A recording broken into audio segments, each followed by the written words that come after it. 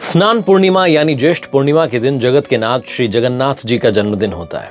उस दिन प्रभु जगन्नाथ जी को बड़े भाई बलराम जी और बहन सुभद्रा जी के साथ रत्न सिंहासन से उतारकर मंदिर के पास बने स्नान मंडप में ले जाया जाता है।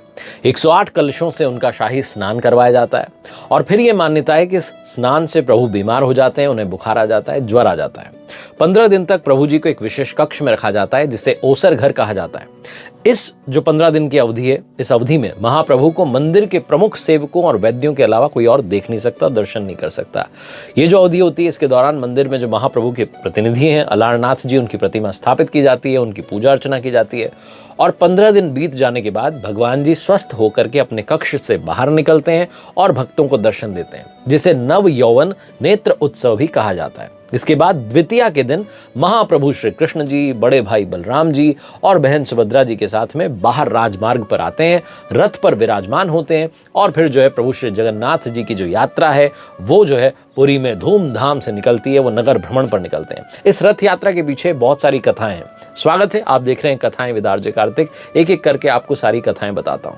कहते हैं कि इस दिन भगवान श्री कृष्ण के अवतार के रूप में भगवान जगन्नाथ जी अपने बड़े भाई बलराम जी के साथ अपनी बहन सुभद्रा जी को नगर घुमाने के लिए ले जाते हैं। ऐसा माना जाता है कि पौराणिक काल में भगवान जगन्नाथ जी की बहन सुभद्रा जी ने नगर घूमने की इच्छा जो है प्रकट की थी। इसके बाद भगवान ने अपनी बहन की इच्छा को पूरा करने के लिए 3 रथ बनवाए और सुभद्रा जी को नगर घुमाने के लिए रथ यात्रा पर लेकर के गए। सबसे आगे वाला जो रथ है वो भगवान बलराम जी का होता है, बीच वाला रथ जो है बहन सुभद्रा जी का होता है और सबसे पीछे वाला रथ जो है भगवान जगन्नाथ जी का होता है। इसी मान्यता के पीछे एक और बड़ी कमाल की कहानी है। कहा जाता है कि जब भगवान जगन्नाथ जी सुभद्रा जी को नगर घुमाने के लिए रथ यात्रा पर लेकर के निकले तो रास्ते में ही उनके मौसी का जो घर था वहां गुंडीचा भी गए और वहां पर 7 दिनों के लिए ठहरे भी, जिसके बाद से ही हर साल ये जो रथ यात्रा है इसको निकालने की एक परंपरा की शुरुआत हुई। एक और मान्यता है वो ये कि जब भगवान श्री कृष्ण के मामा कंस ने उन्हें मारने की योजना बनाई तब कंस ने अपने दरबारी अक्रूर को एक रथ के साथ में गोकुल धाम भेजा और गोकुल में जो है जाकर के भगवान श्री कृष्ण और बलराम जी को मथुरा आने का न्योता भिजवाया। अक्रूर ने जो कहा उसके अनुसार भगवान श्री कृष्ण जी अपने भाई बलराम जी के साथ रथ पर बैठे और मथुरा के लिए रवाना हो गए। कहते हैं कि गोकुल वासियों ने इस दिन को रथ यात्रा का प्रस्थान माना और इसलिए भी जो है जगन्नाथ जी की जो रथ यात्रा है उसके पीछे की एक मान्यता ये भी है। अब मैं आपको बताता हूं कि कब और कैसे हुई थी भगवान श्री जगन्नाथ जी के मंदिर की स्थापना। मान्यताओं के अनुसार जब द्वारिका में भगवान श्री कृष्ण जी का अंतिम संस्कार किया जा रहा था तब भगवान बलराम जी बहुत दुखी हुए। अपने दुख के चलते वो अपने भ्राता का मृत शरीर लेकर के समुद्र में डूबकर जो है अपनी अंतिम श्वास लेने के लिए चल दिए। उनके पीछे पीछे उनकी बहन सुभद्रा जी भी चल दी और ठीक उसी समय जो पूर्वी तट पर जगन्नाथपुरी के राजा थे इंद्रद्युम्न, उनको स्वप्न आया कि भगवान का जो मृत शरीर है वो पुरी जी के तट पर तैरता हुआ आपको मिलेगा, जिसके बाद वो एक भव्य मंदिर का निर्माण करवाएंगे जिसमें भगवान श्री कृष्ण जी, भगवान बलराम जी, बहन सुभद्रा जी की मूर्तियां स्थापित की जाएंगी। राजा इंद्रद्युम्न ने सपने में ये भी देखा कि भगवान की अस्थियां उन्हीं की मूर्तियों के पीछे एक खोखली जगह बनाकर उसी में रखी जाएंगी। राजा का स्वप्न सच में बदला, सच साबित हुआ। उन्हें भगवान की अस्थियां मिली, लेकिन सवाल था कि अब ये मूर्तियां बनाएगा कौन।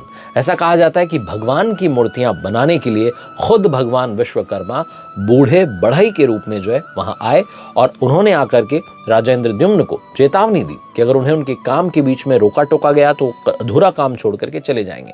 कुछ महीने जब बीत गए तो राजा के सब्र का बांध टूट गया और उन्हें लगा कि अब मुझे मंदिर का दरवाजा खोलना होगा। दरवाजा खुलवा दिया गया और उस चेतावनी के अनुसार विश्वकर्मा जी काम अधूरा ही छोड़ करके चले गए, जिसके बाद राजा ने जो अधूरी बनी हुई मूर्तियां थी उन्हीं को मंदिर में स्थापित कर दिया और भगवान श्री कृष्ण की जो अस्थियां थी उनकी मूर्ति के पीछे बनी जो खोखली जगह थी उस पर रख दी और इस तरीके से मंदिर और मंदिर में मूर्तियों की स्थापना जो है हुई। हर 12 साल के बाद में भगवान श्री जगन्नाथ जी के मंदिर में जो भगवान की पुरानी मूर्तियां हैं उनकी जगह पर नई मूर्तियां जो है स्थापित की जाती हैं। नई मूर्तियों की जो संरचना है वो भी अधूरी ही होती है। एक और इसी बारे में मान्यता है कि सतयुग में जो राजा इंद्रद्युम्न हुए उनकी रानी गुंडीचा भगवान विष्णु जी की भक्त थी। उनके महल में नीम का पेड़ था। राजा उस पेड़ के पास में यज्ञ करते थे। भगवान जी ने रानी के स्वप्न में आकर के दर्शन दिए और कहा कि नीम के तने को जगन्नाथ जी के रूप मानकर पूजना शुरू कीजिए। फिर राजा रानी ने यज्ञ करने वाली जगह पर ही पेड़ के तने से 3 मूर्तियां बनवाई जो जगन्नाथ जी, उनके भाई बलभद्र जी और बहन सुभद्रा जी की थी। भगवान दोबारा से स्वप्न में आए और मूर्तियों को मंदिर में स्थापित करने के लिए कहा और यह भी कहा कि मंदिर में स्थापित होने के बाद भी मैं हर साल 7 दिनों के लिए तुम्हारे महल में आऊंगा। फिर राजा रानी ने जो है मंदिर की स्थापना करवाई और रानी के कहने पर महल से मंदिर तक मूर्तियों को ले जाने के लिए रथ यात्रा जो है उसका आयोजन किया गया। तो एक मान्यता, एक कथा जो है वो ये भी है। एक और जन प्रचलित कथा ये भी है कि भगवान श्री कृष्ण अचानक नींद में राधे राधे कहने लगे। तो भगवान जी की जो 8 पत्नियां थीं चौंक गई और सोचने लगी कि भगवान जी अभी तक राधा जी को भूले नहीं। सभी ने मिलकर के माता रोहिणी से इस संबंध में बात की और कहा कि आप हमें जो है भगवान श्री कृष्ण जी की, राधा जी की जो कथा है उसको सुनाइए।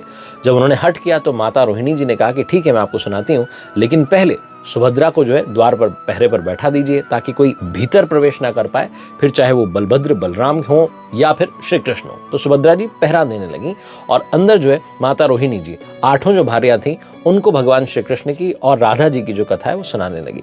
उसी दौरान बलराम जी और भगवान श्री कृष्ण जी द्वार पर पहुंच जाते हैं। द्वार पर ही सुभद्रा जी खड़ी हुई थी जो बहुत ध्यान से वो कथा सुन रही थी। भगवान श्री कृष्ण जी और बलराम जी के आने पर भी सुभद्रा जी ने उन्हें कारण बता दिया और दरवाजे पर ही उन्हें द्वार पर ही रोक दिया।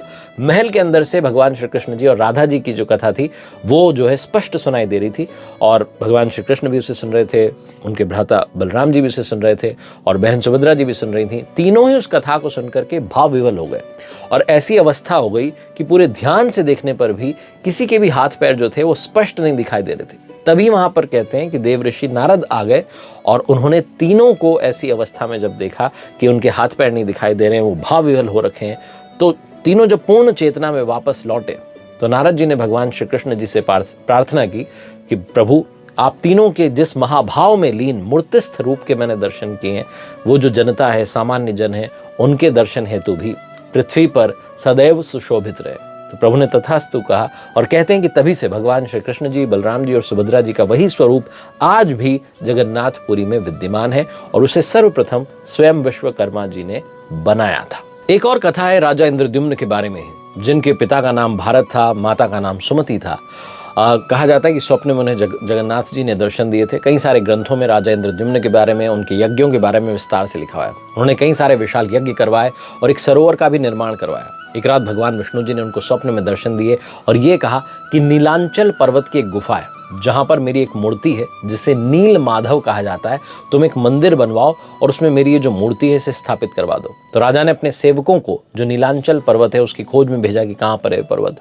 और कहा जाता है कि एक ब्राह्मण विद्यापति थे, विद्यापति को पता था कि सबर कबीले के जो लोग थे नील माधव की पूजा करते हैं और उन्होंने अपने देवता की जो मूर्ति है उसको नीलांचल पर्वत की एक गुफा में छुपा करके रखा हुआ है। और वो ये भी जानते थे कि ये जो मूर्ति है, सबर कबीले का जो मुखिया है विश्ववसु, वो उस मूर्ति का उपासक है और उसी ने मूर्ति को छुपा करके रखा है। तो विद्यापति ने, कहा जाता है कि उनकी जो बेटी थी मुखिया की, उनसे विवाह कर लिया और आखिर में अपनी पत्नी के माध्यम से वो उस गुफा तक जो है पहुंच गया, वहां से मूर्ति लाने में जो है सफल हो गया।